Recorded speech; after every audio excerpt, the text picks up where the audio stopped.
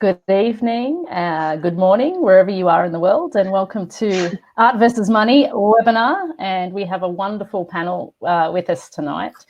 Before we get started on introducing everybody and who we are and where we are around the world, I want to go through just a couple of housekeeping rules for those who are participating from a guest point of view. So on the right there, we've got a chat box. So please don't be shy. Start to ask questions of any of us throughout the session and say hi.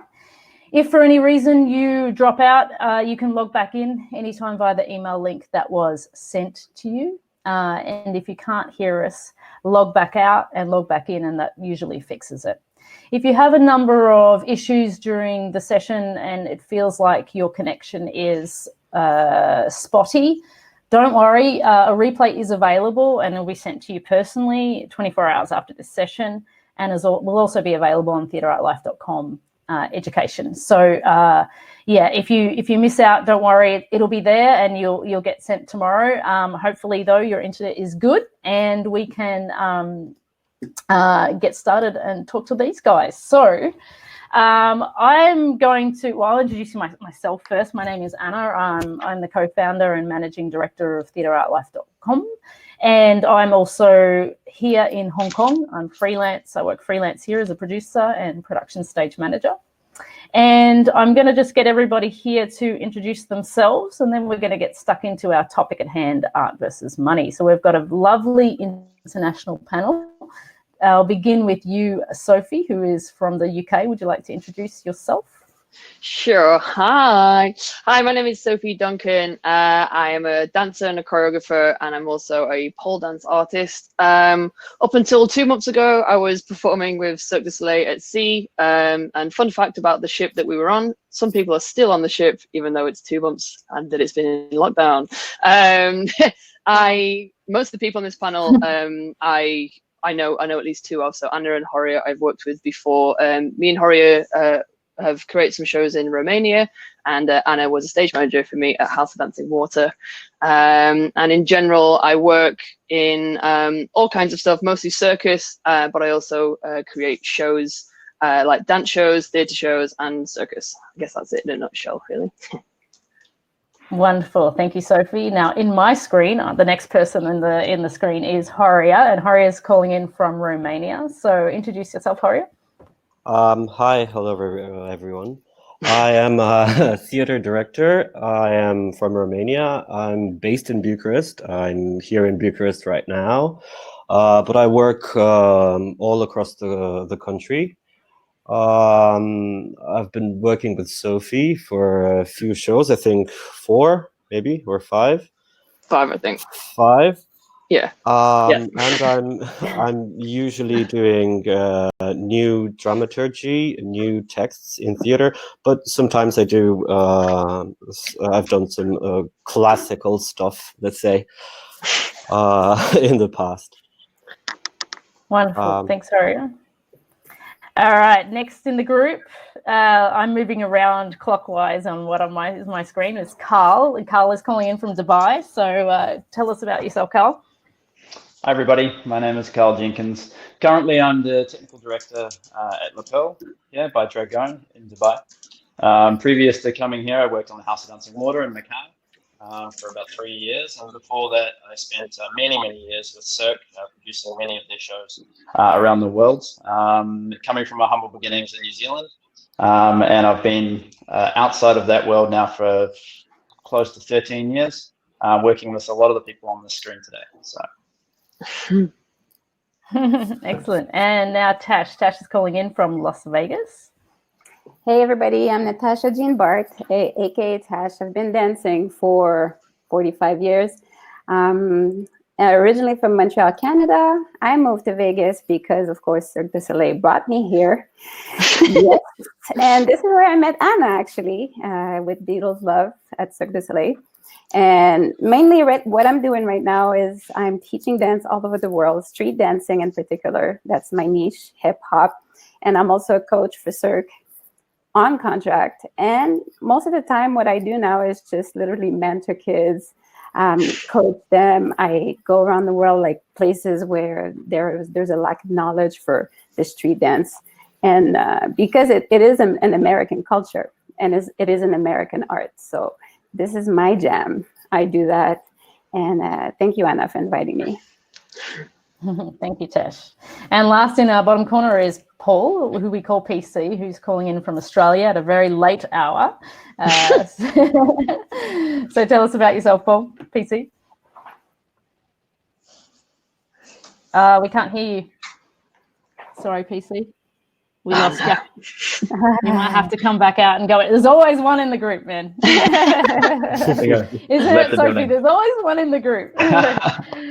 So I'll wait for him to come back in, and then he can introduce himself. Thank you, everyone. I see that people are coming from Wales and Hong Kong, Macau, New York City, so that's fantastic.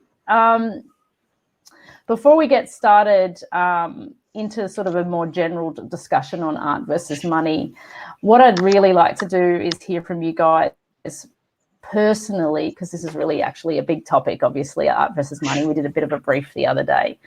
And sometimes I'm sure you guys, you've all worked a career in the arts, and sometimes you have taken jobs and roles for money, and other times you've taken jobs probably for the passion and the desire to take that job because of how it might fulfill you.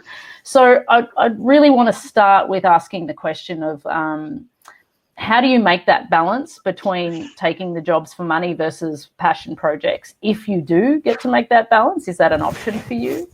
And what drives you to take the jobs or the roles that you've undertaken thus far in the industry? And maybe I'm going to start with Horia to begin with, if that's all right. Sure. So that's sort of a pretty easy question for me, because I've only worked in theater. Theater in general doesn't have much money. So as a theater director, I can't make the difference really between them, because I've tried so far in every play that I've done to find the passion and the reason of why I want to do it. So every single production that I've made was let's say, like, it had its passion, and I wanted to do it, because most of the times I proposed it I make that proposition to theaters or to companies. So I am in that position of trying to find money and companies or who employs me to do what I want to do. So it's really easy to answer this. But sometimes you get offered in a play to do this particular text, and I think about it. I say, if I find something in it that interests me as a director, I will say, yeah, I'll do the best that I can, but I'll do it in my way, in my personal way.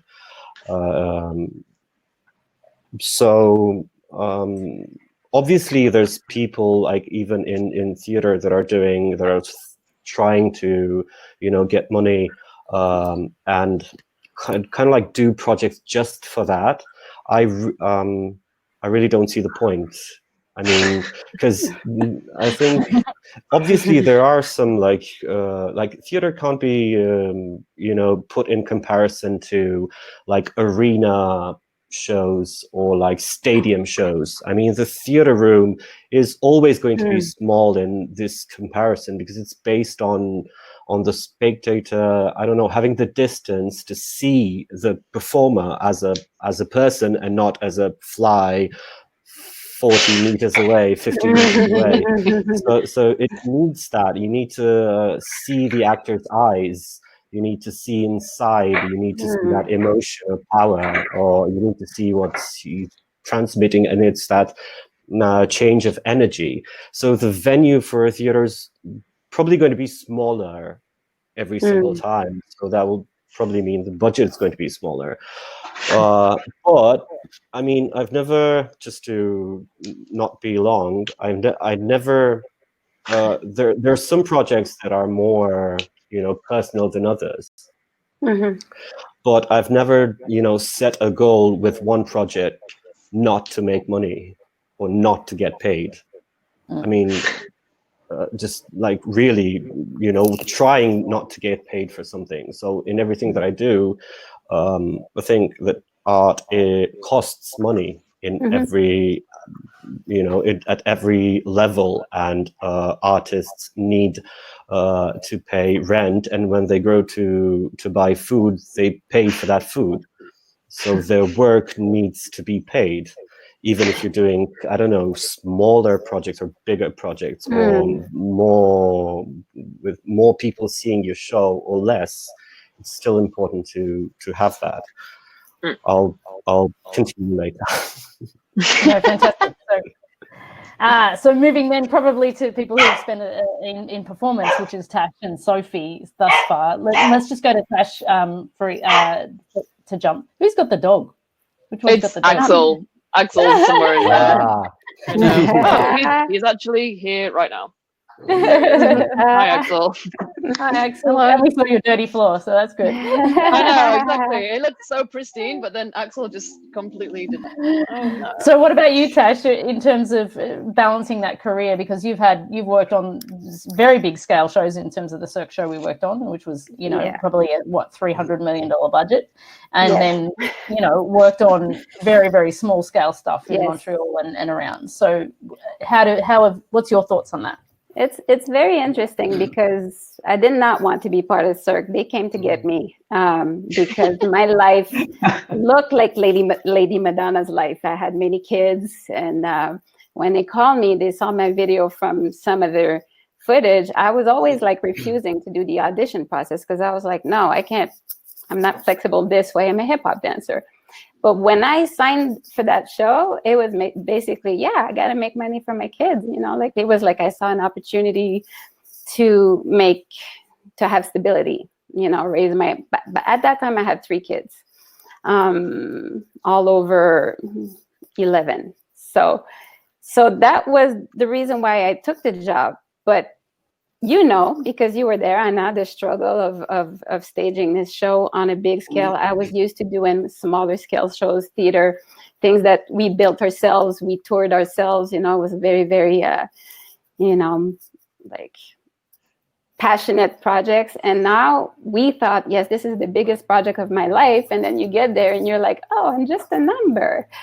And like he said, you see this little ant, and then you dance at 10% of your talent. And because that's what they want to sell this part of you, which was very difficult for a lot of us as street dancers, because this show had a lot of street dancers, and, they wanted to bring this new energy to deal with, because when you're a street dancer, you're the show, people look at you. So now leaving Cirque, eventually when we decided to leave, for many reasons, it was difficult. I mean, the show is still in staging after 2 years, and it's been staging. So the Beatles has been going through so many refreshes since then. So I know that for me, I needed that freedom. I needed to get back to my art. And I realized while I was at Cirque that I loved teaching. That was my thing. I love having that one-on-one contact with the audience. But I really also love working in theater. Working with Dominique Champagne was really, really great and confusing sometimes. But it was one of those things where you're just like, okay, I can do this. I'm a great artist. But to do it on my own, to do it ourselves, takes, like he said, there's no money in theater. And now I'm back in theater because I decided to help out one of my good friends that actually sent my video to Cirque du Soleil. He's a b-boy, a breakdancer. And now he got his funding, and we have a residence, and it's 2 years, and there's no more work because of course, what's going on right now. But it's still being pushed off. We're still doing some stuff. But I'm doing that while teaching dance. And this is what it is. It's just like my passion always, like if there's no integrity in what I'm doing, I can't sell my art for just money, but I have to find that little niche right in between where I can, engage my audience or my followers, people that love my image, because really that's what it is. I'm selling my image. And they're like, oh, I'm inspired by you, Tash. I want to be like you when I'm 49 years old. And how do you do this, and that while you're still using dance as your career? And that was a really, it was a very, very organic process for me. But I'm still doing big shows. I still say yes. It has to feel right for me. I have to be invited. I can't just go and, yeah, I'm going to do this. I have to be invited, and just like I was invited into this webinar. It's just, there's a connection. It has to be two people that I trust, that I trust working with. It's a lot of things for me at my age. It's not just make art for money anymore, because I've been there already. I know what that is. I've had that experience. So I try to find the middle ground, and that's the hard part. That because it's only it's like 1% where you can really tap into that money, but it's a lot of work. There you go. Thank you, Tash. Well, we've got PC back. And we can hear you, PC? Am I back? Am I here? We can hear you. We'll get back to our discussion, but let's let you introduce yourself from Australia now that we can hear you. So go for it. Yes. Good morning. Thank you. Sorry about that. Weird. Yes, my name is Paul Collison, or everyone calls me PC. I'm a lighting designer based in Australia. I run a little company that specializes in lighting design and motion graphic content creation in a lighting sense. We do a lot of multi-camera broadcast work. So things we call shiny floor TV shows. So your X Factors, Got Talents, Voices, those kind of things. We do a lot of those all over. I guess our region, kind of from Asia, which extends all the way from the Middle East all the way down to New Zealand. That area seems to be getting bigger and bigger every time we talk about it. Yeah, and so we specialize in that, but also given the smaller market that we're in here, we also genre hop a lot. So I do a lot of, I'll do a lot of opera, I'll do a lot of corporate, we'll do some dance, we'll do a whole wide variety of work, which is kind of exciting. And that's pretty much us, or me. Wonderful. Well, while you were away, we were asking the question of these guys, just to catch you up, that, everybody here has sustained a career in the arts. And sometimes we've taken jobs for money, and sometimes we've taken jobs for the passion of it, and what it is that you've done to sustain your career in and balance those two things. And have you found that balance, and etc. So, but while you have a think about that, we're going to go to Carl. So we're here from the more of a technical perspective, because I also think that technical people can be also creative as they are designers, or creatively managing in many different ways. And so, Carl, I'd like to hear from you. Yeah, look, I mean, I started off very much in the theatre world in New Zealand when I graduated. I was huge into theatre, huge into small scale dance shows. And like we've heard already, that doesn't necessarily make a lot of money, but there's a lot of passion involved, a lot of really great people, and the connections in that are incredible. And that's something that I really, really value. Again, I was, I guess, attacked by the Cirque monster, and I was, and I was taken away to a world of a very different passion, and a very different environment. Definitely a lot more money, but at the same time, I started off in the big top shows. And the big top shows, they really have that sense of passion, and the way that all the artists work with each other, and the way that the technicians and everybody works with each other, is still very much a connection there. So that was still kind of touching on that, and I really enjoyed it, especially in the early part of my career, because that grew me as a technician back then, that grew me as a person, grew my craft to where it is today. But then obviously things start getting bigger and bigger. So going to the theatre shows, and then the arena shows, and then stadium shows. I mean, it just, the size gets bigger. As the size gets bigger, the budget gets bigger. But I think I found myself at one point feeling like it was kind of consuming everything. So Cirque was great company to work for. We did some incredibly amazing shows. And I was involved with some really amazing people. But at one point, I did have to make a decision within my life and sort of get off tour or get off this crazy lifestyle to really fulfill my passion driving. And the way that I did that was to find a resident show, which obviously wasn't small. It was House in Macau. However, what they enabled me to do was to be able to go and do small projects on the side, and that was super valuable for me. I really developed my craft in a very different way to what I thought I was going to do maybe 10 years ago when I first started out. I thought the bigger, the better. This is what I need to do. Bigger, more. But really stripping it back down when you come from something so big to something so small, and just remembering the humble beginnings of where we started, and realizing that the same people exist in both of those worlds. Yes. 100%, and you can draw from all those people in different ways. So I think, and again, now here in Dubai, it also gives me the opportunity to still do that while I have a base.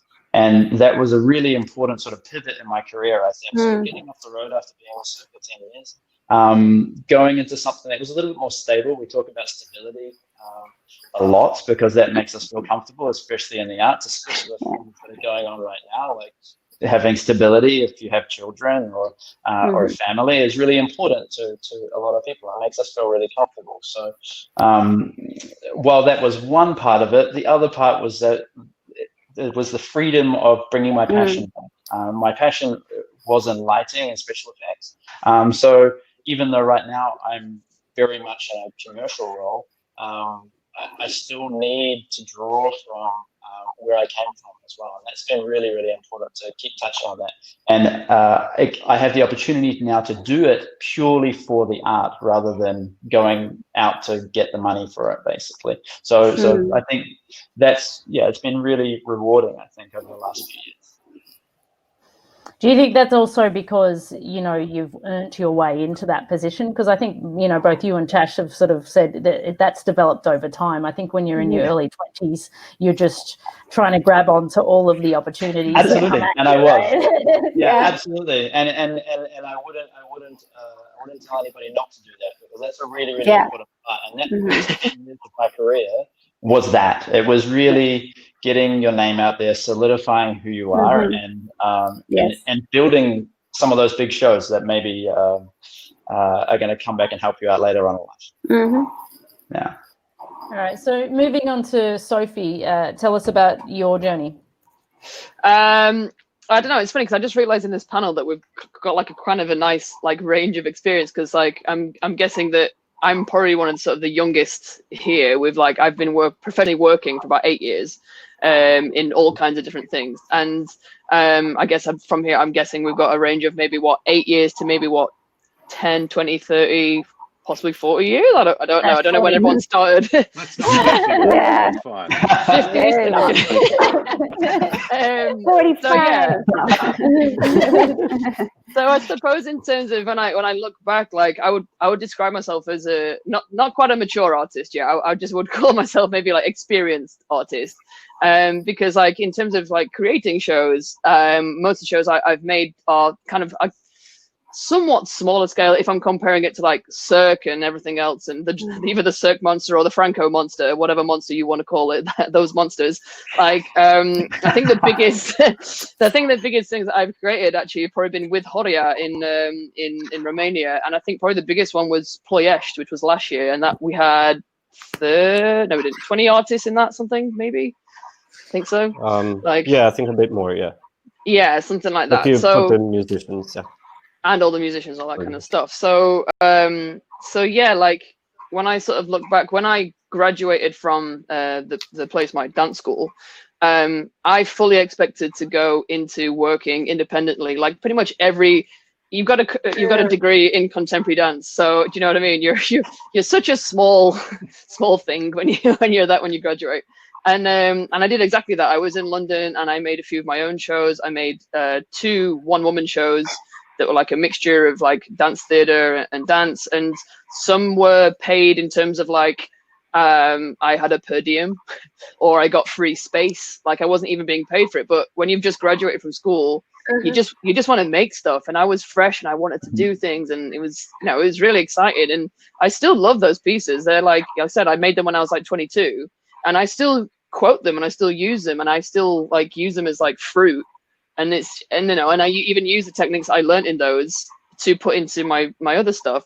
So then as an artist, like I've had the pleasure of working in like House of Dancing Water, which is 93 artists, 150 technicians, giant water, everything, like, you know, it's God, like it's epic. And at least that's an example of a show where the money went in and the show happened. Because as I'm sure I'll have an opportunity later, there are plenty of shows where they're plowing millions and millions and millions of dollars into shows and nothing actually happens, or what is finally produced isn't anywhere near as good as what was planned originally, which is a bit of a shame. But it seems to be happening more and more. And it, like, quite rightly, like everyone said, is like, I don't think anyone from any angle as a performer or technician goes into a project passionless, because then that would just be a giant waste of time. And it's just sort of like, yeah, it's interesting that we're calling it like Cirque Monster or Franco Monster or anything, because it is like, I think everyone goes in with that like, oh, I'm going to make this amazing, but then you have millions of other voices that also have this, and it's the collaboration is still collaborative, but it's an approach in a very different way. And I think of like the projects that I make with Horia, I love the whole thing because I know that I'm going to be exhausted. Horia is going to kill me, but love me at the same time. We're going to really make something that, like he said, like it's so passionate. Like he doesn't want to make anything he doesn't want to make. And like, and I get that vibe, and I like, because we're a small team, like on all the projects we've done, we've actually lived together in the same apartment. So we literally take the show home with us. We'll sit down, have dinner, like, you know, watch something stupid for it. But then it'll be like 2 o'clock in the morning. I'm about to go to bed, and Horia will be like, "What did you think about this scene?" And we'll be like, "All right." and I'm fine with that, like, because for me, like, those kind of passion projects is a 24-hour project. And I love that. I love how knackered I am. I'm fine with not sleeping, and it's delightful. Whereas I think when I've done projects like MGM and stuff like this, or even with Cirque, like when it's 5 o'clock, everyone's like, "It's 5, go home." And I don't know. There's there's a dog here. I love that Axel wants to be a part of it. Definitely.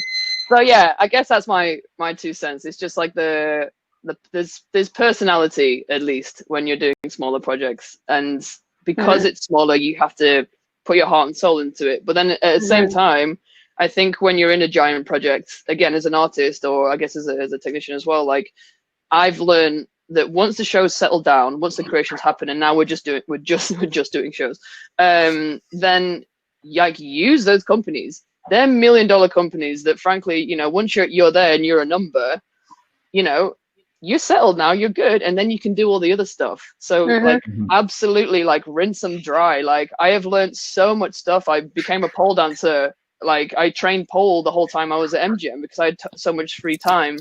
And then like at House Dancing Water, we produced Lotto, and we did like other little projects and stuff, because you have the stability of money, and you know that you have a 9 to 5 essentially. So there's ways you can use the big projects to benefit you, and use their money to make you better, basically. In the nicest way possible. Yeah, in the nicest way possible.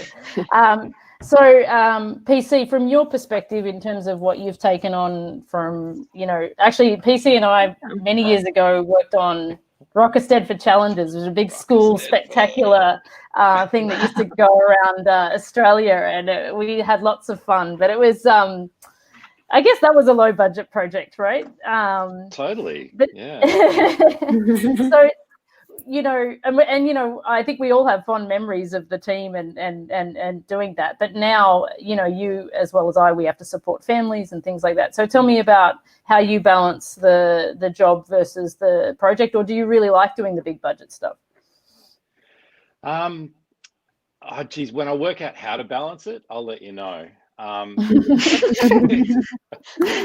For me, look, you know, jobs come in and you get asked to do a job, and then you work out, okay, is it a 6-week project? Is it a 1-week project? How is how are we going to make this work? And then once I've sorted the money out, and whether it's a well-paying job or it's got no money at all, I'll just make a decision that that's what I'm going to do. And then whether I'm earning a lot or not very rarely comes back into my thought process.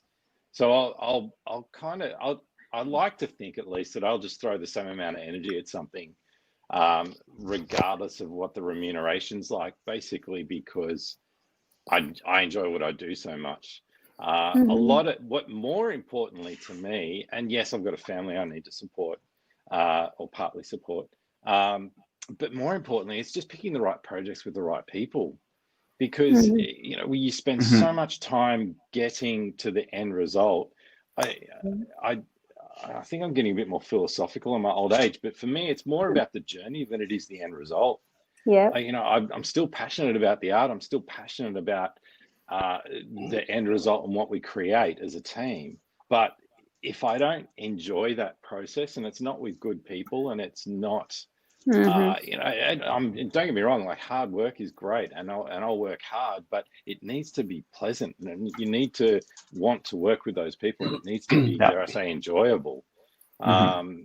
So that factors into my decision as to whether to take on a project, just as much as how much am I going to get paid. But I kind of really like taking on, you know, you take on a big project, you take on a small one, and then you try and take some of the resources from some of the bigger ones and push them into the little ones, maybe not directly in a sinister or illegal kind of way, but you know, you've got when you're working on a bigger project, you make some contacts, you have access to resources that you wouldn't necessarily have access to on a smaller one. But you can definitely bring those things back into a smaller project to help deliver that to its best possible outcome. No, it's true. I think one thing that you've all kind of touched on in terms of the big projects and the big budget projects is the sheer number of people, and you know, you have a harder time channeling the focus of that creativity, I think, and that's something that becomes a skill set under its own as you work with a team, and you want a team that can channel that. And I think you know, it is a good time to probably revisit your MGM experience, Sophie, to really talk about a show that had a lot of money put into it that never really happened. So just, you know, and it's an interesting environment because we could spend all day talking about culture to culture and location to location. We know that big resident shows happen in Las Vegas. We know that there's one in Florida. There's a couple handpicked around the world that seem to be going okay. Macau has the House of Dancing Water that is a long-running show in Macau. And there's been numerous attempts to put on large shows in Macau, and none of them, apart from the House of Dancing Water, have lasted. And not for the lack of money being thrown at shows to be put on in that location. And so if you just go into a little bit about your experience without obviously name shaming and going into the actual details, but your experience of the project and what that was for you.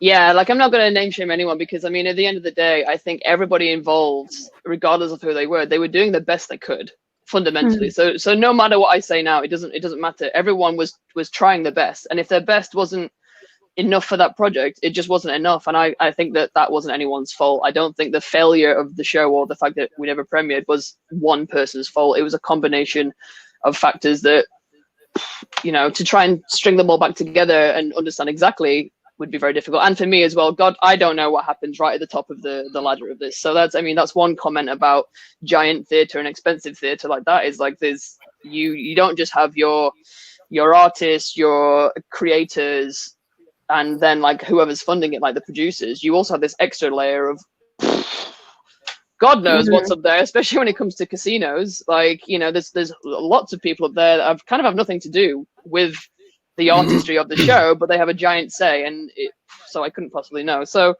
in a nutshell, so we started MGM. So the show was called Destiny, and MGM they were building a brand new property in Macau, and they they were planning 2 shows. So Destiny was yeah, there you go. So that's the opening number of Destiny. So I'm somewhere like in there. Anyway, so the Destiny Theatre I think it was something like $300 million to build this theatre, and you can't see so bright, but you can see like so there was 16 dancers and another 16 acrobats. And the wall that you can see behind us is a huge LED wall. It's something like 20 or 18 meters high and 50 meters long LED wall, which had doors that folded out like this. And then also some, what were they called? The guillotines, which were like another piece of the wall that like literally came up and something came out. Like, I don't know, I'm sure like Anna or PC, you might understand more about how that kind of stuff costs, but a hell of a lot of money, basically. Okay, dog, get down. So the premise of the show was that basically this was the biggest LED screen in the whole world, and that was the kind of factor. There we go. That's the full cast and crew there. I think there's about 115 of us, something like that. So we started the project in Montreal, which was a 10-week creation, which was absolutely delightful. It was so much fun. Like that's the part of creation that I love. And for anyone that's unaware of what kind of happens in creation as an artist, for that moment, which can be 10 weeks, if a show lasts for a very long time, it could be even 2 years. And during that time, you're not actually getting paid your full salary. You're getting paid like a creation salary, which is usually a quarter or even less of what you'll actually get paid in the end. You get a lot of other things like your housing and your food paid for, but you get paid less for the actual creation, which is sort of bizarre in a way because it's like, you know, original ideas and everything. But for a lot of people like me, I adore creation. I don't really care that I get paid less for that. That's my favorite part, because that's where, you know, literally something I've made will go on stage and it might last for 10 years. It might even last longer, you know, like other shows like Mystere or whatever, they've been around for like 25 years. And there's people's original choreography still in the show. And I just think that's really a brilliant thing. So I will always choose a creation over a show that's already there, and that I would get paid a full salary. So after that initial 10 weeks, we were supposed to do another 10 weeks in Macau, putting the show in the theatre. And then after that 10 weeks, we would premiere, and then our contract was originally 2 years, and then you would finish out your 2 years.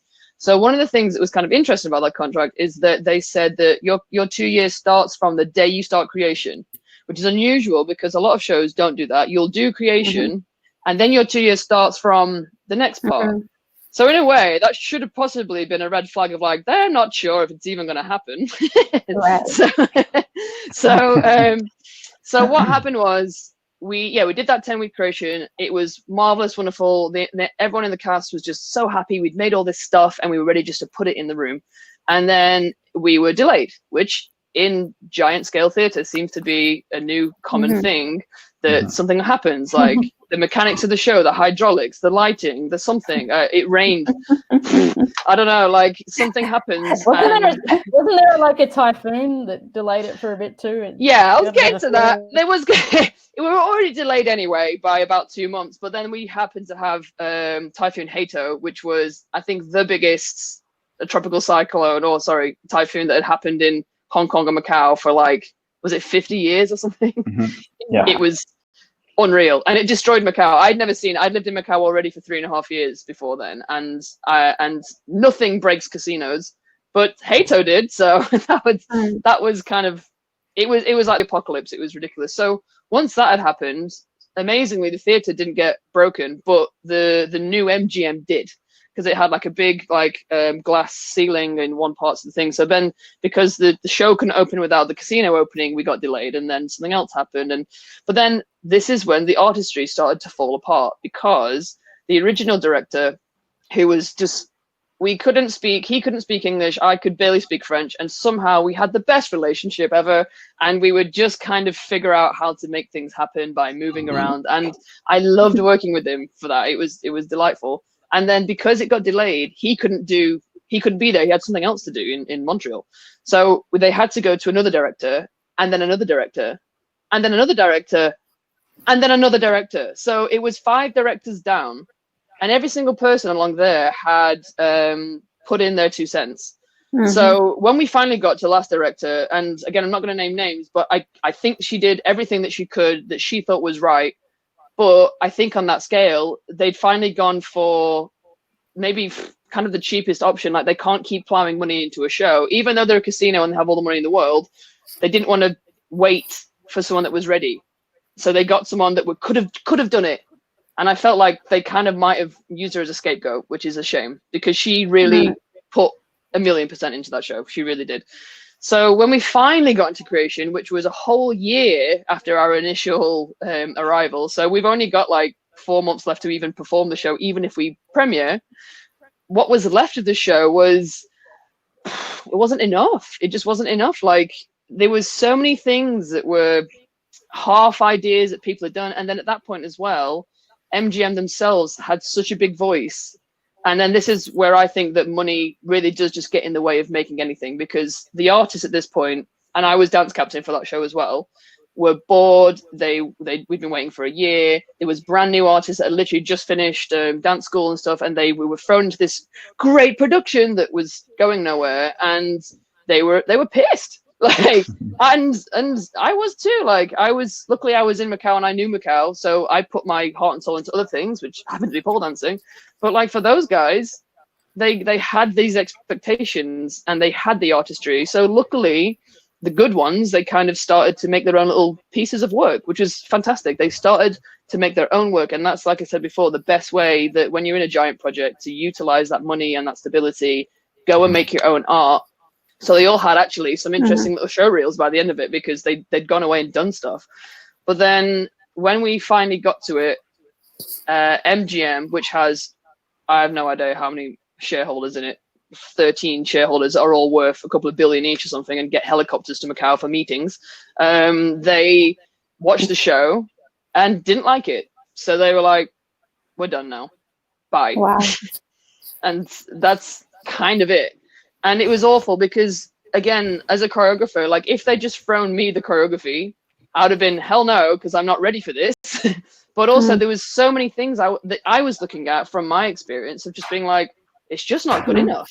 It's just not good enough as a show. Like, you're not using the artist. And also MGM, they were so scared of injuries, because around that time as well, it was when an artist had sadly passed away at Cirque, because they'd fallen, basically. And that had kind of taken a ricochet through the world. It was awful, obviously. And because of that, there were so many safety things that were bringing the show back. And again, if you're making a Cirque show, there's a level of danger that is there, and that's the point. That's the point.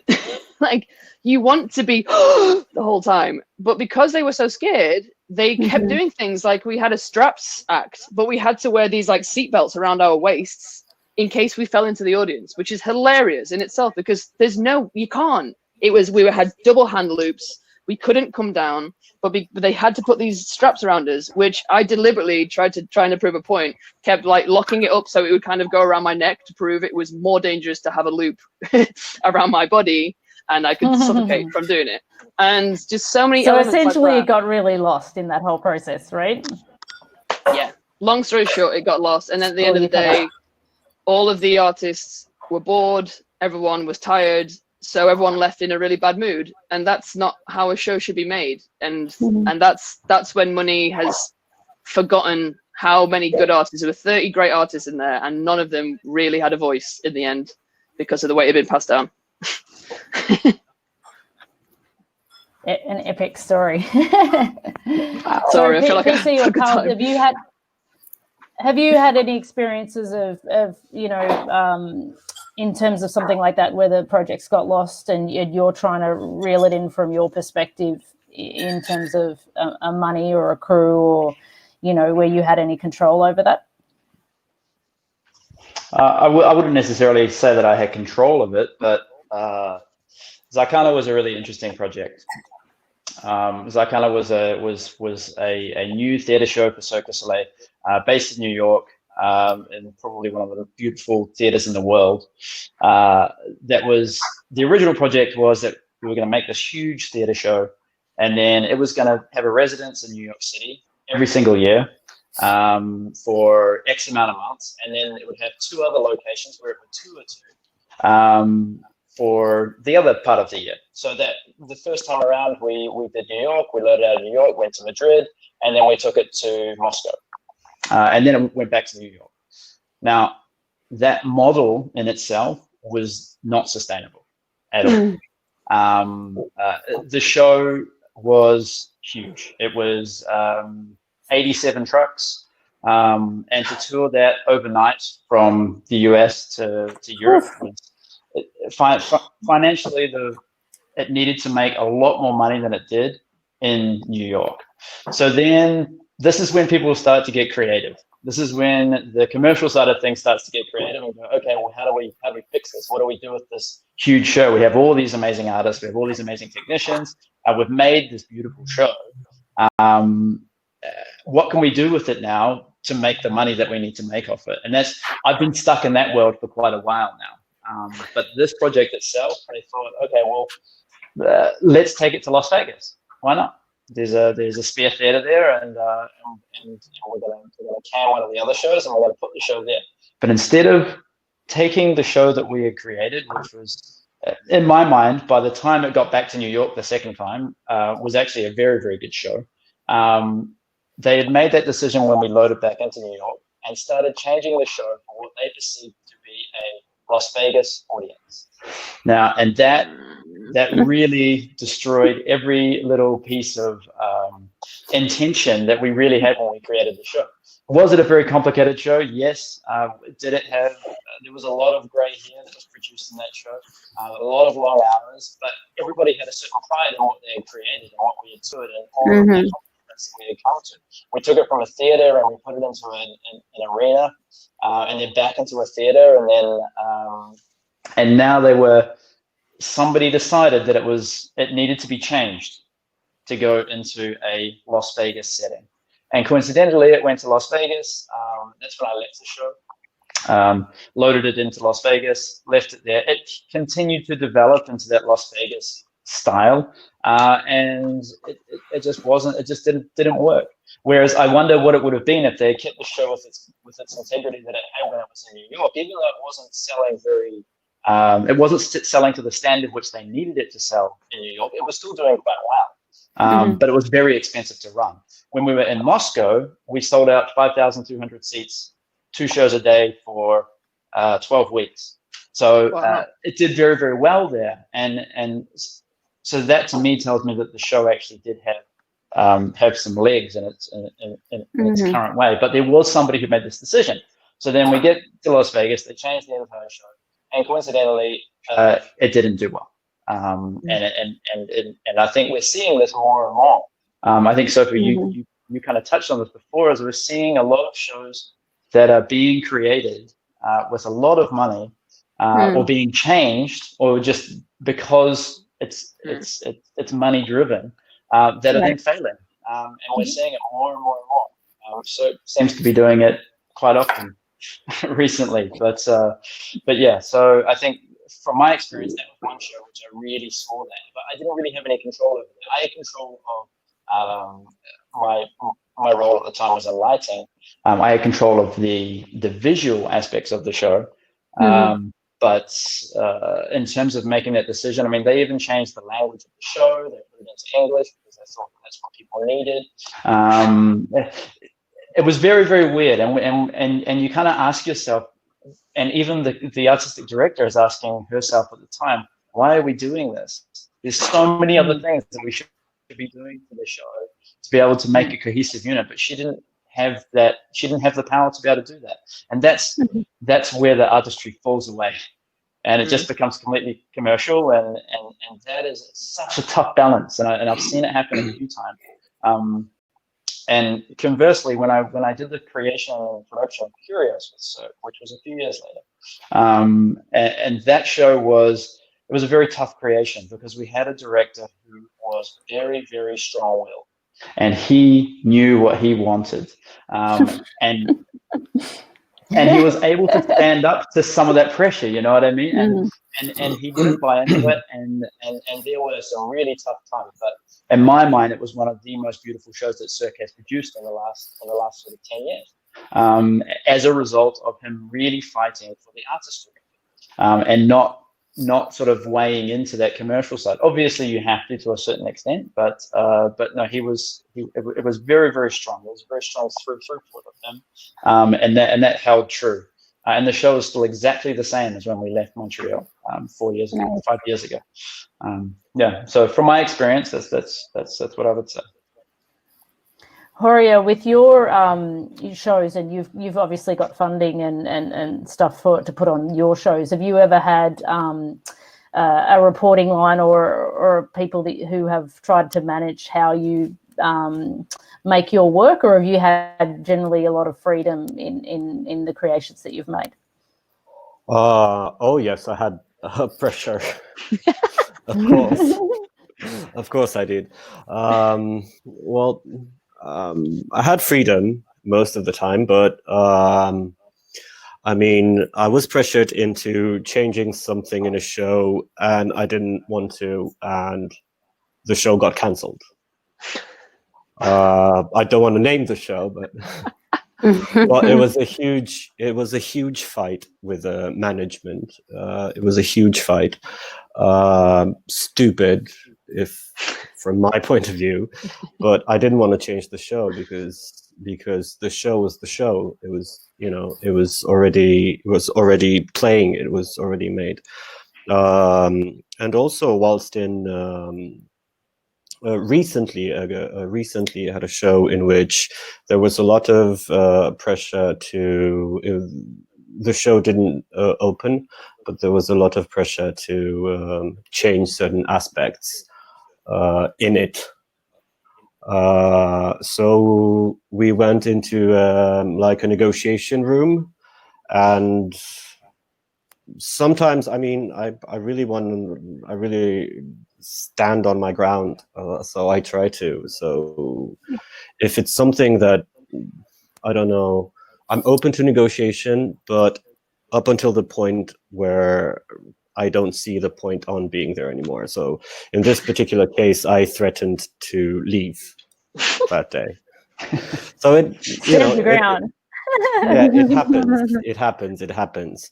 But I didn't leave because I didn't change anything essential to my views on how I wanted to make that show. But I think it's really important to. I mean, I have, like, in my contract, I have a line that says that they can't change anything without my written consent. Anytime. So it's my view on, it's my show. So that's why I'm, fighting for each and every one of them. But it's not easy all the time. Of course, it's not easy all the time.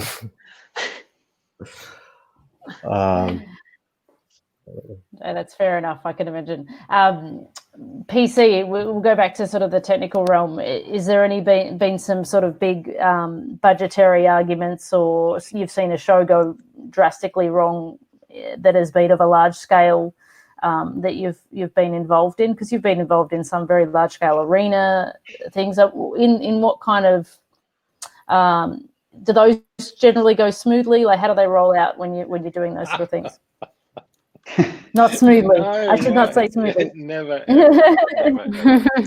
Oh, look, budgets are funny because I've never met a budget that's appropriate for the job. It doesn't matter whether you're working on an Olympic Games, a Commonwealth Games, or a band in your local park.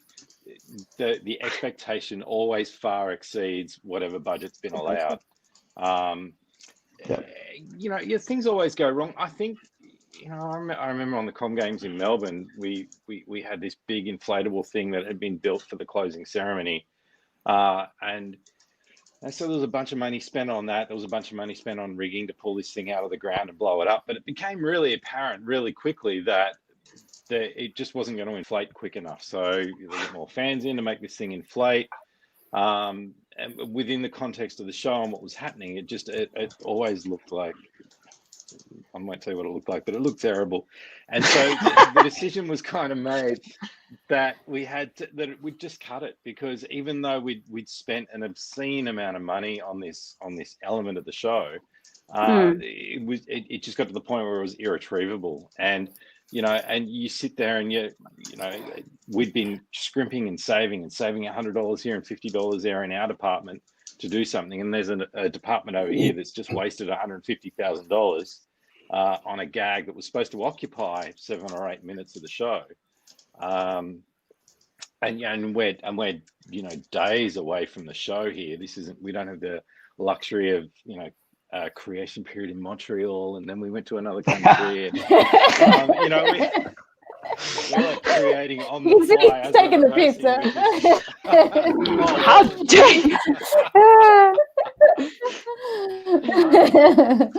But I think being pragmatic in those situations, and having I've been conversely in another situation where you've got a producer there saying, "Oh, we've spent so much money on this, it has to work," and you're saying, "But it's not."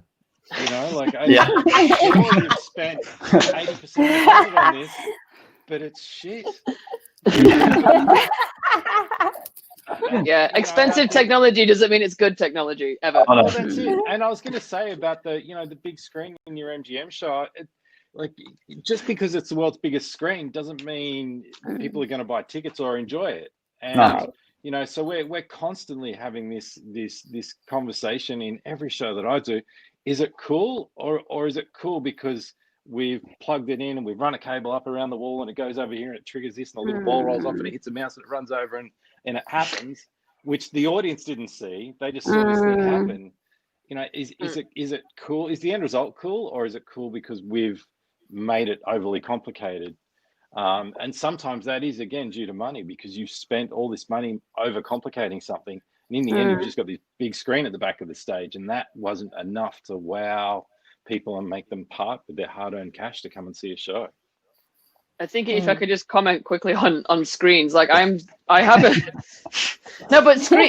screens in theatre seem to be a thing that's popping up all the time. And what I did discover, because I didn't really know anything about an LED screen, because I'd never been on a stage with one, but I understood that we couldn't even put it on it was on it something like 10 or 5% of its actual full light, because it's so bright that if we put it on full blast, it would basically just blind everyone. So actually, you can't even use it to its full capacity. And my second comment on that, and this is even more true now we're in COVID and all we're ever doing is looking at screens. I'm like, why go to the theatre and look at a screen?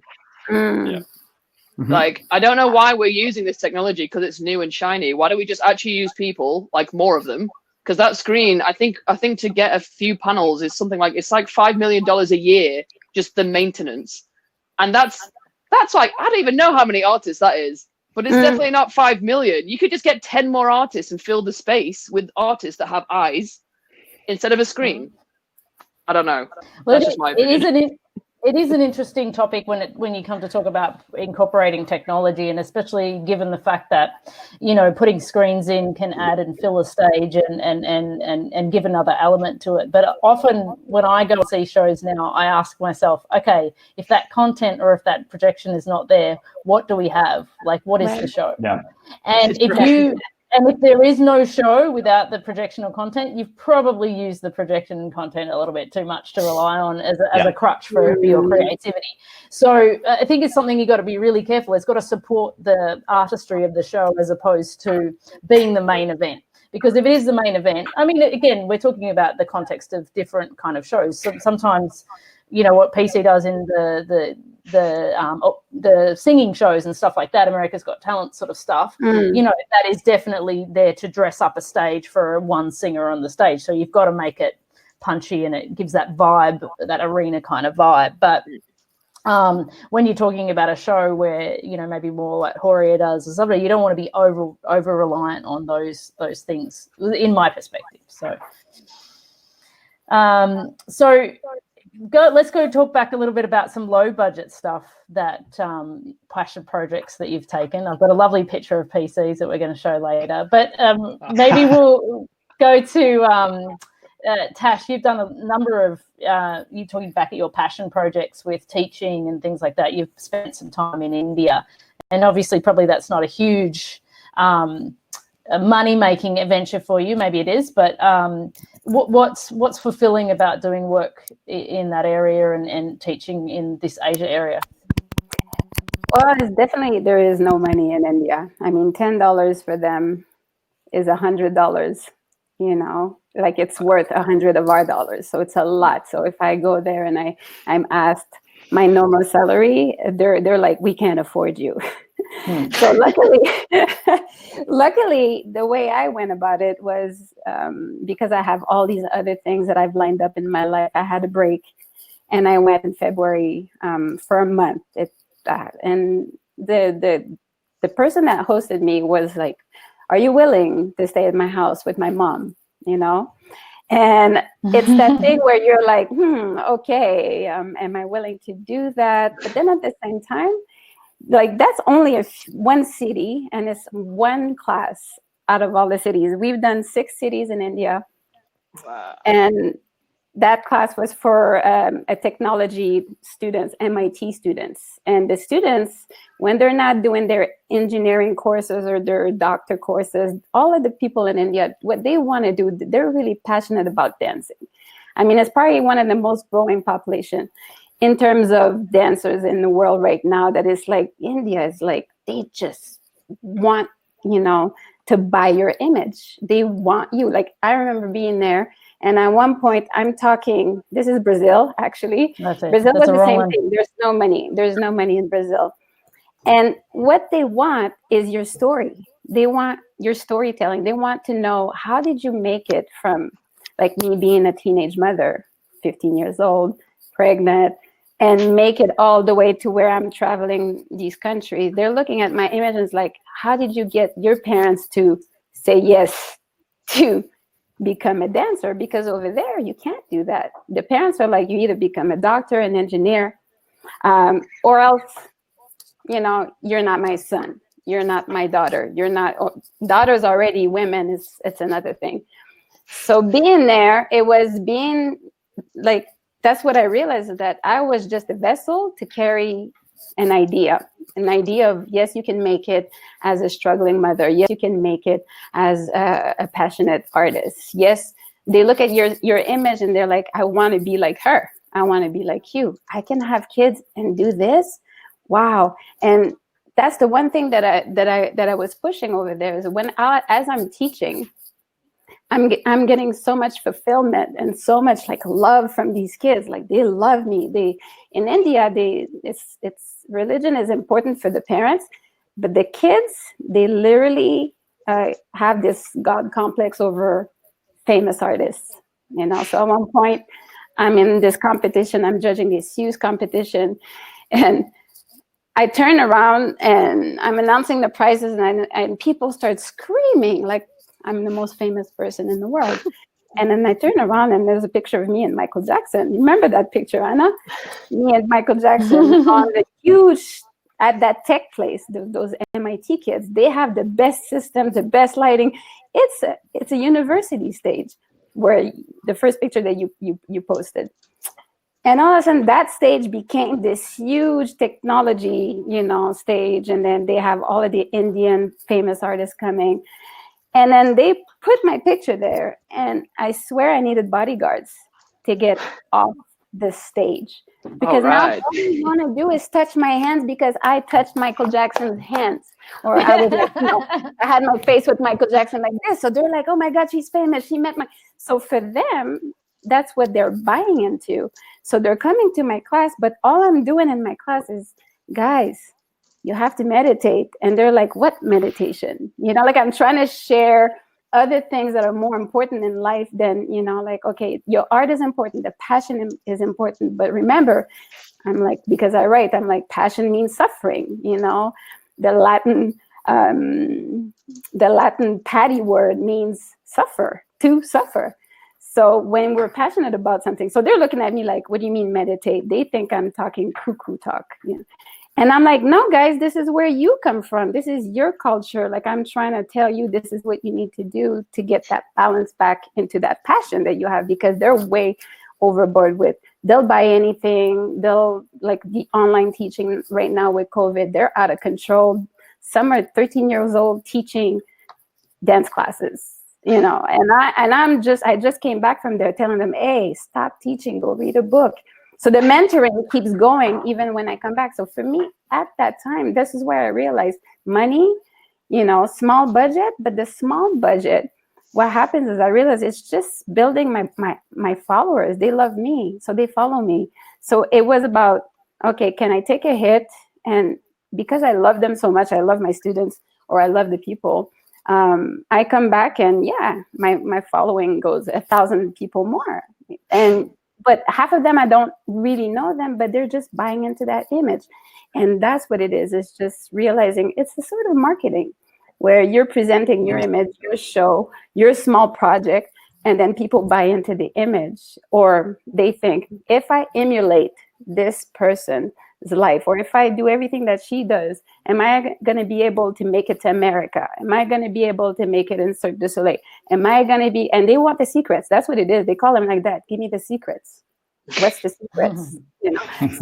So in a way, I think this is what it is I've realized that the passion that I had was to share that, you know what, yes, there's going to be this struggle. Yes, we're going to grasp everything we need when you're, 20 years old. Like, this is true. That's what I did. But there comes a moment where you just have to like pay it forward. And now I'm more into like service. Whereas before I was, and also connection with the right people to work with, as PC said, if you don't like the people you work with, if I didn't like staying with that's my students with his mother, which did everything for me, treated me like a queen, was better than a hotel at the end. She's bringing me like baskets of fruits and tea, and she's like, it's my duty, and I'm just like, thank you. She's like, no, don't say thank you, and I'm like, clash of culture. But I came back from there going, but there is no toilet paper in India. What is everybody thinking about? I live with no toilet paper for a month. So the learning is so much more. Like, this is what you can't replace, is that, So yes, a big budget could be really great, but something so small can teach you so much more about life. Absolutely. Miruna has a question, and I knew we'd probably get around to this, so we should touch on it. What's the impact of COVID on your professional lives? How did it catch you in your careers, and how are we going to navigate back into that? So I guess let's start with Carl, because you're stuck in Dubai right now, and so tell us about that. Yeah, well, I mean, like everywhere in the world, everything stopped. And the one thing that stops, unfortunately, we're in this industry, which is exactly the opposite of what we should be doing right now, which is putting a lot of people in one place to enjoy something together within close proximity for a long period of time, So obviously the first thing to go is our industry. And I do believe that it is going to take some time to come back. So right now, yes, our show is definitely not happening, and it's kind of this weird limbo. It's very strange to be in this industry, not knowing or not being able to control what's going to happen. It's one thing saying, okay, well, the show's got to close down because the theater broke, or there's not enough people coming to watch it, so we need to close it until this month because it's going to pick up again. Right now, there's so much unknown. And the unknown, it affects people in a very different way, because the future is it could be this year, it could be next year. Nobody really knows what's going to happen. But what I do think is it's going to force people to go back to their passion in a very strange and interesting way. Sophie, you were talking about how you've created a studio in your garage. Paul, I'm sure you're working at home on things that you probably would never have time for. I am as well. There's a lot of things that we're all going back and going, now suddenly we all have this time to do all these things that we've always wanted to do, and we're kind of refinding ourselves, which I'm really enjoying. However, it's always in the back of your mind, okay, well, but where are we going? When are we going to get back? Like, are we going to get back? And unfortunately, I think there will be some things that won't come back. And that's the money side of everything. If it's going to cost too much, then yeah, it won't come back. But I do think that the industry will shrink in a way. But conversely, I also think there's going to be a pent-up need for people to go and enjoy themselves in the way that we did before, more than ever, coming out of this. And I already see it here in Dubai. Dubai is already relaxing everything a little bit. I mean, they're opening restaurants and letting people go to beaches and things like that. I mean, yes, we're very lucky here in a sense that people are doing it in a very sensible way. But you can see that the demand is there. I think one of the things that a lot of countries are scared of right now is that there won't be the draw or the need, or people won't want to do these things anymore. But I don't think that's correct. I think inherently in human nature we want to be entertained, and that will come back. So I am very optimistic. I think we all have to be optimistic because it's our life. Yeah. But I am saying that, and our position right now, we're trying to navigate through definitely the more business side of everything, because we're part of a bigger conglomerate of companies that is very hospitality based. So that's quite difficult in trying to navigate and how the government restrictions are going to allow things to open up, and what is safe, and how we can safely operate a theatre with distancing and things like that. But there are a lot of really creative ideas. So it's been an interesting sort of shift in a way of thinking in terms of how can we still do what we do, but do it safely within this new world that we're going to live in coming out of this. Yeah. Horia, you're not doing any work either at the moment. Is there a path back in Romania for shows to come back, or no news on that in terms of the pandemic? Yeah, no news yet. No news yet. We're waiting. But I agree with everything that was said before. I would add that, I don't know, for my country, I think it's a great time to kind of rethink the whole system and how it works. Like the whole apparatus of how we make shows in this country, at least. I'm hoping for it. I'm not sure it's going to happen. I'm sure that there are at least a certain amount of people that want to go back exactly as we were before. But I'm thinking we should, I don't know, just question more on how the system works and how we do shows, both the big ones and the smaller ones, considering, of course, how we finance and how we, I don't know, distribute and the whole thing.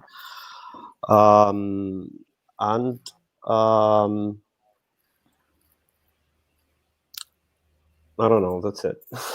I don't know what could happen. In terms of my perspectives, I think that theater is going to come back. Not sure exactly when. I think we can all be creative enough to find the right solutions medically, or like to obey the laws, but like we can find solutions that for everybody to be safe and still be creative and still do art. And also, like, the last thing, I wish that it would, like, all the arts would be a bit more important for those in charge, for like the government, and, like, I don't know, just be a bit more implicated, a bit more attentive with the arts. At least for my country. Is there a lot of funding for the arts from the government in Romania, or no? No, there's not a lot of funding for the arts. Of course, we have the state theaters, which are funded by the state. So that's happening, but there's not a lot of funding outside of that state system in which you get in really hard. So it's pretty like a closed system. But being like for like independent spaces, independent companies, there's very little funding. And right now they're suffering the most because they manage, at least for the companies owned by the state, for the theaters and operas and philharmonics, they still get their salary, even though nobody's working. So that's a good thing. That's a really good thing. And they're supporting a little bit the independent art as well, but not in my view, not enough, and certainly not like independent companies. They're not really supported right now. Now, Sophie, you're running stuff in your garage, but you're waiting to hear from to see if Cirque's going to get back online at some point. I mean, are you holding out for that, or just sort of standing by to figure out what the next step is in terms of whatever you can pick up? Well, for me personally, once I've done a project, my aim is to kind of never do a project again, because I'd hopefully be one of those artists that doesn't end up living in a show for a very long time. And especially, like I said, I think myself as a younger artist. So if I could get into a resident show as an artist when I'm like, I don't know, later on in my career, then that would be cool. But otherwise, I kind of want to keep having this sort of freelance life in a way, which during COVID is impossible. So this is your last one, right? This is your last show. Yeah.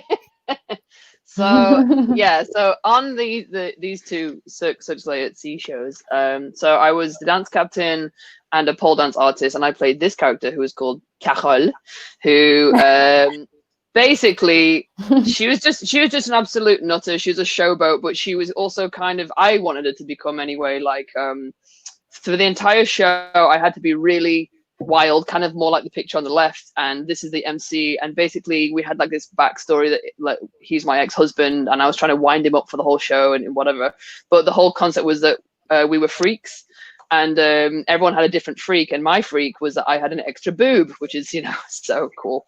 And at the end of the show, I had like a big reveal, and I would show everyone my boobs, which it was kind of the most hilarious thing to do, because my director was like, basically what we want is, you know, it's not about sex, and she's not a stupid character, and it's all about female empowerment, blah blah blah. And I was like, well, that's delightful, but you've given me a blonde wig, 3 tits, and I'm a pole dancer. Like, what? Like, you know? So yeah, so it was hard, but I really tried to make my character exactly what they wanted and what I wanted to. You know, as a pole dancer, as soon as you say pole, everyone thinks stripper, which is fine. But you know, it is within the realm of Cirque du Soleil, so it is somewhat a family show. So yeah, so that show then, so like I said, the ship is actually still in quarantine in Civitavecchia, which is Rome, and yeah, there are still 130 people on the ship that just can't get out because of their countries are locked down, so they actually can't get back in. But one of our artists, Erna, who is the contortionist, is still on the ship, and she can't leave. She's from Mongolia, and she's just still there, and we don't know when she's going to go home, so she's there.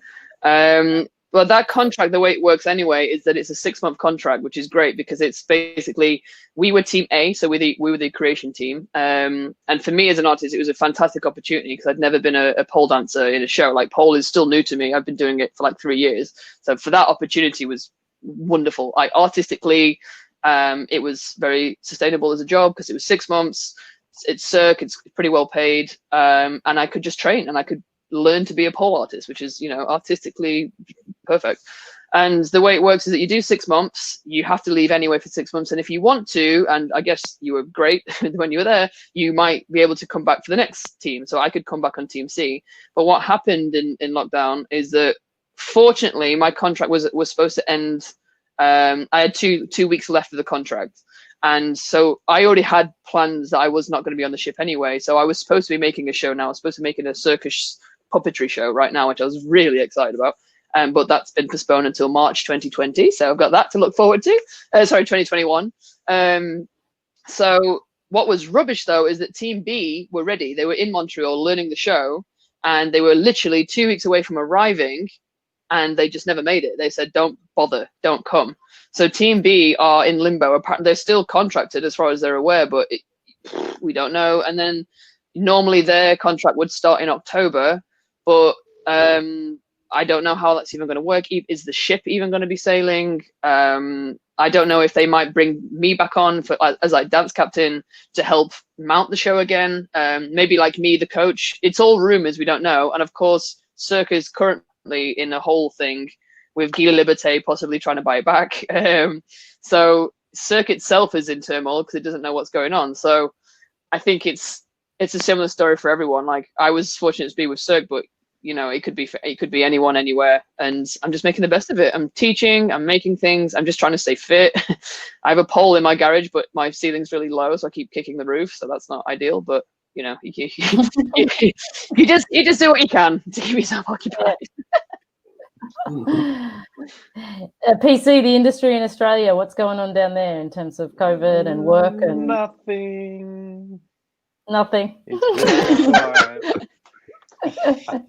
Yeah, look, you know, where Australia as a country, as well as New Zealand, have done pretty well in flattening the curve, for want of a much better term. You know, we've had just over 100 deaths, which is, you know, in the context of the rest of the world is pretty good. And we're starting to open up different parts of the country now. We can now have 10 people in a pub, and on Monday we'll be able to have 20. So things are opening up, but it's still going to be a long time before we get back to anything close to what we think is normal. They're saying that theatres aren't going to be able to open back up to full capacity until sometime next year. And I think, as most of us would know, running a theatre show that has done their economics based on 70 or 80% capacity just can't sustain, you know, months running at 30% capacity. So, you know, we're really going to need to take a big reset and think about how these shows are financed to be able to run at those sort of capacities. But you know, we're starting, a few TV shows are coming back in, but with no audiences. Which is going to be really difficult, because what do? Do you roll, you know, when you do The Voice, do you roll an applause track at the end of a song, or does it just come out dry? And, you know, we've got two judges in the US, one judge in the US, one in the UK, and two in their chairs. So we've got two screens and two people sitting there. What do you, you know, how does that work? And, you know, I think we'll see that soon, but it's going to be a long road back. And I don't think, I don't think it's going to get back to what we knew. You know, I think there will be a bit of a new norm, and then there will be a bit of a rethinking of how things are financed and how shows are put on in general. Mainly because of how slow the economic recovery is going to be. I mean, forget about a vaccine for a minute, and remember that we were talking the other day, and someone was saying that, oh, you know, once we get a vaccine, things will be able to get back together really quickly. There's never been a vaccine for any COVID virus. So, you know, holding out hope for some miracle cure where we can flick the switch and come back is not a very realistic expectation. So we are going to need to adapt to a new norm to work out how we can put on shows for people either virtually or in reality, but then financing those shows on a basis of a 30 to 40% capacity. Yeah, I think a lot of the talk here in Asia is a lot more about the localization of projects. You know, being freelance for the last couple of years, is that I've spent a lot of time traveling around doing different projects, but it's not going to be easy for me to just pop over to Dubai and do a show, right? So I think it's really more about, you know, doubling down on the local resources and talent there to create something without having to fly people unnecessarily. And then question, like you said, PC, questioning, is it really necessary to bring that person? Like, maybe you're going to put the effort in for that one particular artist or that one particular person that has to be part of the show, but you're not going to fly 10, 15 people around into the country to do a project, which I think in a way sets an opportunity for a lot of people who are trying to get into the industry in their local areas. You know, if, you know, you're not flying around America to do corporate shows. Maybe you can be the local show caller in the events there in LA, and then the local show caller in your district, rather than, you know, them flying once from New York or something like that. So I think that will be an interesting shaping of the industry. In fact, it's more localized talent on the artistic and the technical side, which could be quite interesting, I think. And hopefully that is another way they can look at keeping things cheaper as well. And what's your thoughts, Tash? I mean, you've kind of been taking a little bit of a break anyway, right? And not needing to do anything at the moment. So what's your plan to navigate out of COVID? Well, it's interesting because for me, I was supposed to have a break anyways. It was just a perfect timing. As I said, the residency for dance theater has been postponed until who knows when. So, but we'll be in the residency until 2022. Yeah, if it goes back to normal. So, but right now, pretty much, I'm looking at, you know, this silver lining. It's a bit cliche, to cross my T's and dot my I's. You know, things, projects, writing, things that I've been writing. Really finish out these things so that I can publish it, because I have a lot to offer, like in a sense of what I've learned throughout my life. But mainly I was online looking at a few of the DJs, because the DJs right now are making, you know, are creating a huge, they're influencing so many people. Everybody are on these live from these DJs, these popular DJs. And one of them is D Nice, and he has this thing called Club Quarantine. And he's made this business model where he's grown his audience by millions. I could not believe it. He was already popular before, but I'm looking at him going like, look what he's done. Like he was, I mean, I've heard of him growing up, you know, like I've went to the club, danced on his song, but now he has the biggest artist commenting in the chat rooms on the IG Live. He has Whitney Houston, he has Barack Obama, he has Michelle Obama coming in. Like he has all of these people. And I'm just like, and all of us are part of this like watching the comments in the chat. Hey, no, Naomi Campbell, happy birthday. And he's sipping his wine and he's made this t-shirt. And I'm just like, and Questlove, another DJ from The Roots, said something. He just posted a really interesting quote the other day. He said, you can't, what did he say? You can't run a pre-COVID business model post-COVID. So everything that we have known before, what's been working for the industry. So basically right now, he's telling all of the music producers, you need to stop and lift these limitations on the music, you know, because they're making money, but they're not actually blocking a lot of things, a lot of content, a lot of art things. Like Cirque du Soleil, I remember when we were in the Cirque, we were not allowed to use our image in the show. We were not allowed to have that footage to promote ourselves personally, which I still can't even do. Even if I was Lady Madonna and I created this whole dance piece, I cannot use it to promote my art because it belongs to Cirque. So how do we do that? How do we lift these restrictions where artists can actually sell their image and also create some new things? So these are the questions that I'm asking myself, going like, all right, you know, because now this is the time to create something new. And that silver lining, if you have that paradigm shift and if you can tap into it and create something very, very different. And this is the problem with the industry, is that everybody wants to be first at creating something. This is why there's a lot of crap stuff coming out in the world. And you're just like, ugh, you know, yes, you want the biggest screen, because you want to be the first to use that or utilize that big screen in your show, even though it's crap and the artist can't see and blinded by it. Like we see that happen all the time. And we're all like, oh, you know, and that's why we leave the shows, because we feel like our voice don't matter.